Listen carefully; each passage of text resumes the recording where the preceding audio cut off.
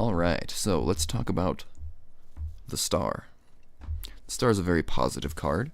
Um, among the many layers of symbolism, the main one I would point out as far as a basic reading would go, if you were to pull this in a reading, is this star right here, the idea of like the North Star, that sense of direction. It's almost like having like an internal magnetic north, having that spiritual kind of goal, that inner striving to where you know that that's what you're always going towards. This star, this sense of spiritual awakening is the thing that you're always going for.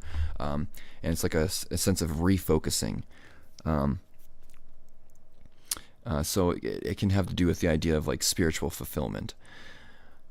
Not necessarily the actual fulfillment of it, but the idea of focusing one's attention and path towards spiritual fulfillment as a real thing, as a real goal in life.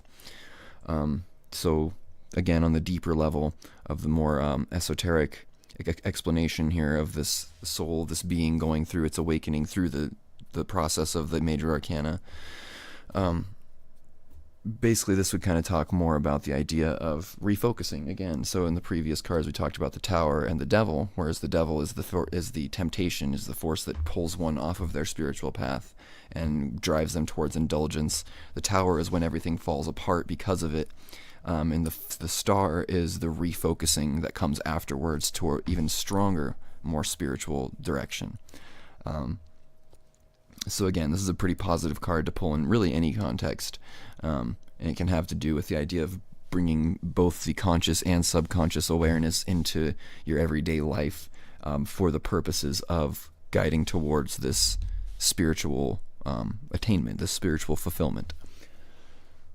That pretty much covers it as far as a quick general overview for this card. As always, you can talk for hours on end about these things.